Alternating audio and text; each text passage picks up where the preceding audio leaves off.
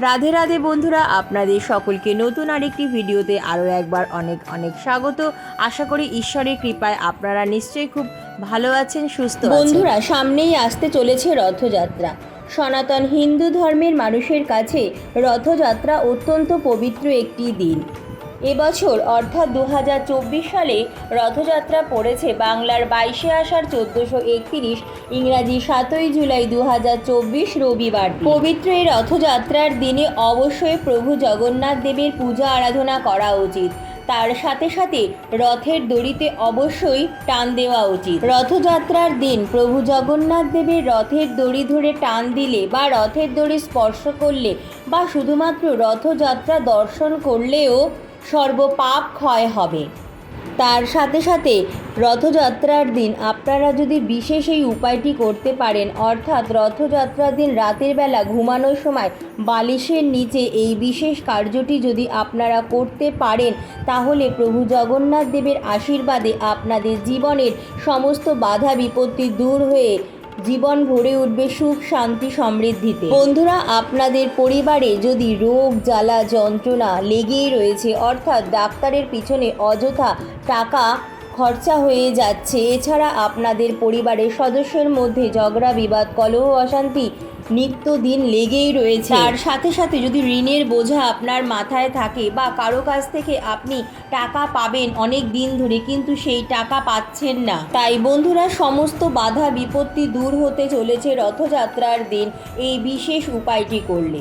তাই বন্ধুরা, আজকের ভিডিওটি সম্পূর্ণ দেখার অনুরোধ রইল। ভিডিওটি দেখে কেমন লাগলো অবশ্যই কমেন্ট করে জানাবেন। ভিডিওটি ভালো লাগলে একটি লাইক এবং ভিডিওটি শেয়ার করার জন্য অনুরোধ রইল।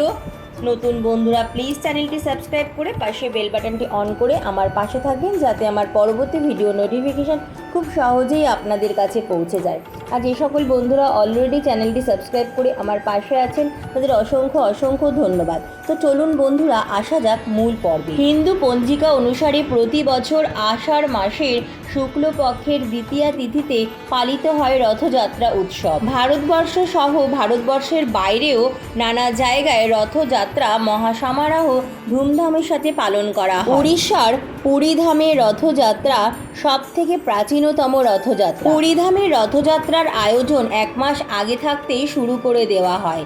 রথযাত্রার দিন প্রভু জগন্নাথ দেব তার ভ্রাতা প্রভু বলভদ্র ও তার ভগিনী সুভদ্রা দেবীকে সঙ্গে নিয়ে রথে করে যান মাসি গুন্ডিজার বাড়িতে, এবং মাসির বাড়ি তারা থাকেন উল্টো রথযাত্রার দিন আবার রথে করে মন্দিরে ফিরে আসেন। প্রতি বছর প্রভু জগন্নাথ দেবের রথযাত্রা উপলক্ষে লক্ষ লক্ষ ভক্তগণ পুরী শহরে উপস্থিত হন। হিন্দু ধর্মে রথযাত্রার বিশেষ মাহাত্ম্য রয়েছে। জগন্নাথ অর্থাৎ যিনি জগতের নাথ, প্রভু জগন্নাথ দেব হলেন ভগবান নারায়ণের আর এক অবতার। বন্ধুরা, পবিত্র এই রথযাত্রার দিন অনেক সকাল সকাল শয্যা ত্যাগ করার চেষ্টা করবেন।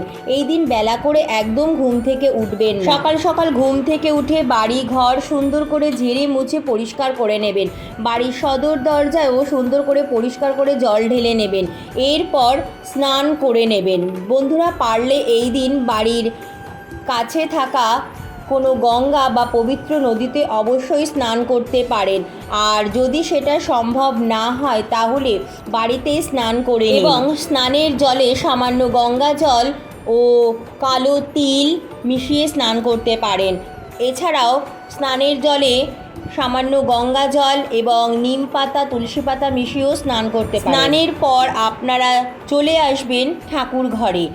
নিজের মস্তকে এবং পুরো বাড়িতে ভালো করে গঙ্গা জল ছিটিয়ে এরপর আপনার বাড়ির সিংহাসনের সমস্ত দেবদেবীকে সুন্দর করে স্নান করিয়ে অভিষেক করিয়ে নেবেন। পুজোয় বসেই সর্বপ্রথম হাতে গঙ্গা জল নিয়ে আচমন করে নেবেন। এরপর পুজোর সমস্ত উপকরণে ভালো করে গঙ্গা জল ছিটিয়ে নেবেন এবং চন্দন বেটে চন্দন লাগিয়ে নেবেন। পুজোয় বসেই তেলে প্রদীপ ধূপকাঠি আর এই দিন অবশ্যই মাটির একটি নতুন ঘিয়ে প্রদীপ প্রজ্বলন করবেন প্রভুর নামে। এরপর আপনার সিংহাসনের সমস্ত দেবদেবীকে সুন্দর করে ফুল দিয়ে, ফুলের মালা দিয়ে সাজিয়ে নেবেন। সিংহাসনও ফুল দিয়ে সুন্দর করে সাজিয়ে নেবেন। বন্ধুরা, আপনাদের কাছে যদি প্রভু জগন্নাথ দেব, প্রভু বলভদ্র ও সুভদ্রা দেবীর কোনো বিগ্রহ বা আলেখ্য থাকে, ওনাদের এই দিন বিশেষ পূজা আরাধনা করুন। আপনাদের কাছে যদি প্রভু জগন্নাথ দেবের কোনো বিগ্রহ থাকে পাথরের কিংবা পিতলের, তাহলে অবশ্যই পঞ্চামৃততে অভিষেক করান। আপনাদের কাছে যদি প্রভুর কাঠের কোনো বিগ্রহ থাকে বা আলেখ্য থাকে, তো অবশ্যই পরিষ্কার একটি কাপড়ে পরিষ্কার শুদ্ধ জল, তাতে গোলাপ জল, অগরু নিয়ে আলতো হাতে মুছে অভিষেক করিয়ে নেবেন। আপনাদের কাছে যদি প্রভু জগন্নাথ দেবের কোনো বিগ্রহ বা আলেখ্য না থাকে, তো আপনারা এই দিন ভগবান নারায়ণেরও বিশেষ পূজা আরাধনা করবেন। কারণ ভগবান নারায়ণের অর্থাৎ ভগবান শ্রীকৃষ্ণেরই আর এক অবতার হলেন প্রভু জগন্নাথ দেব। তাই আপনারা এই দিন অবশ্যই ভগবান নারায়ণ ও মা লক্ষ্মীর বিশেষ পূজা আরাধনা করুন। তার সাথে সাথে রাধা মাধবের, নারুগোপালেরও বিশেষ পূজা আরাধনা করুন। রথযাত্রার দিন অবশ্যই প্রভু জগন্নাথ দেবের প্রিয় তুলসী পত্র, হলুদ ফুল, নীলকণ্ঠ ফুল, সাদা ফুল, পদ্ম ফুল নিবেদন করবেন এবং তার সাথে সাথে ফুলের মালা ও তুলসী পত্রের মালা অবশ্যই পরিয়ে সুন্দর করে সাজিয়ে নেবেন। এরপর নিজের সাধ্য সামর্থ্য মতো প্রভুকে ভোগ নিবেদন করুন। এই দিন প্রভুকে অবশ্যই গোটা ফল নিবেদন করবেন, তার সাথে সাথে ফল বানিয়েও নিবেদন করবেন এবং প্রভুর প্রিয় খাজা, গজা, ক্ষীর, নানা রকম মিষ্টি ভোগ অবশ্যই নিবেদন করবেন। এই দিন পারলে অবশ্যই নিজ হাতে রান্না করে লুচি, সুজি, পায়েস, খিচুড়ি, পোলাও ইত্যাদির ভোগও ভগবানকে নিবেদন করতে পারেন। রথযাত্রার দিন বাড়িতে অবশ্যই নতুন একটি ময়ূরের পালক নিয়ে আসবেন, কারণ মনে করা হয় ময়ূরের পালক আর্থিক শ্রীবৃদ্ধি ঘটাতে সাহায্য করে। তার সাথে সাথে রথযাত্রার দিন অবশ্যই বাড়িতে নতুন গাছ লাগান। কিছু কিছু গাছ আছে যেই গাছগুলি আমাদের আর্থিক শ্রীবৃদ্ধি ঘটাতে সাহায্য করবে, আমাদের সংসার থেকে নানা রকম বাধা বিপত্তি দূর করতে সাহায্য করবে। যেমন মানি প্ল্যান্ট গাছ, লাকি বাম্বু ট্রি, নারকেল গাছ, কলা গাছ, নিম গাছ, মা লক্ষ্মীর প্রিয় পদ্ম ফুল গাছ, গোলাপ গাছ। বন্ধুরা, রথযাত্রা অত্যন্ত পবিত্র একটি দিন। এই দিন বাড়ি ঘর সুন্দর করে পরিষ্কার পরিচ্ছন্ন রাখুন এবং তার সাথে সাথে বাড়ির নিত্য পুজো, প্রভু জগন্নাথ দেবের পুজো এবং লক্ষ্মী নারায়ণ, রাধা মাধব ও নারুগোপালের পুজো ভক্তি ও নিষ্ঠা সহকারে করুন। এতে প্রভু জগন্নাথ দেব ও মা লক্ষ্মীর আশীর্বাদ আপনার জীবনে সর্বদা বজায় থাকবে। পবিত্র রথযাত্রার দিন মনস্কামনা পূরণের জন্য বন্ধুরা প্রভু জগন্নাথ দেবকে বা ভগবান নারায়ণকে এই দিন অবশ্যই কাঁঠালের ভোগ নিবেদন করুন।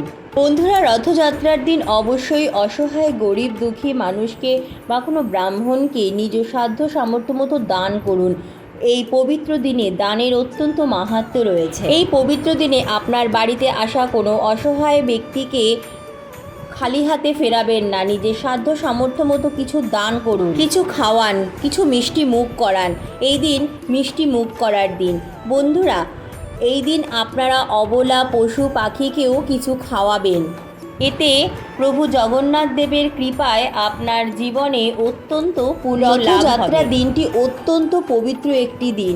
যে কোনো শুভ কাজ এই দিন করা হয়ে থাকে, যেমন গৃহপ্রবেশ, জমি ক্রয় বিক্রয়, নতুন জমির ভিট পুজো, নতুন কারখানা, ফ্যাক্টরি বা ব্যবসার উদ্বোধন, এছাড়াও বিবাহ, অন্নপ্রাশন, নানা রকম শুভ কার্য এই দিন সম্পন্ন হয়ে থাকে। এই দিন এতটাই পবিত্র শুভ একটি দিন যে তার জন্য নির্দিষ্ট কোনো সময় দেখারও প্রয়োজন হয় না। রথযাত্রার দিন অবশ্যই সকাল সকাল তুলসী গাছে জল দেবেন, ধূপকাঠি প্রদীপ দেখাবেন এবং সন্ধেবেলায়ও ধূপকাঠি প্রদীপ দেখাবেন। এই দিন যতক্ষণ না পুজো হচ্ছে ততক্ষণ যিনি পুজো করবেন উপোস থেকে পুজো করবেন এবং এই দিন বাড়িতে অবশ্যই নিরামিষ রান্না করবেন, নিরামিষ আহার গ্রহণ করবেন। বাড়িতে এই দিন কোনো রকম আমিষ জাতীয় খাবার ঢোকাবেন না এবং বাড়ির বাইরে গিয়েও বাড়ির কোনো সদস্য যাতে আমিষ জাতীয় খাবার গ্রহণ না করে সেদিকে নজর রাখবেন। অবশ্যই বন্ধুরা এই পবিত্র দিনে বাড়ির কোনো সদস্যর সাথে বা বাড়ির বাইরেও কারো সাথে ঝগড়া বিবাদ কলহ অশান্তিতে জড়াবেন না। এতে করে মা লক্ষ্মী ও প্রভু জগন্নাথ দেব অত্যন্ত রুষ্ট হবেন। তাই বন্ধুরা মা লক্ষ্মী ও প্রভু জগন্নাথ দেবের কৃপা পেতে এই দিন খুব সকাল সকাল ঘুম থেকে উঠে ভক্তি ও নিষ্ঠা সহকারে ভগবানের পূজা আরাধনা করে খুব ভালোভাবে দিনটি কাটান।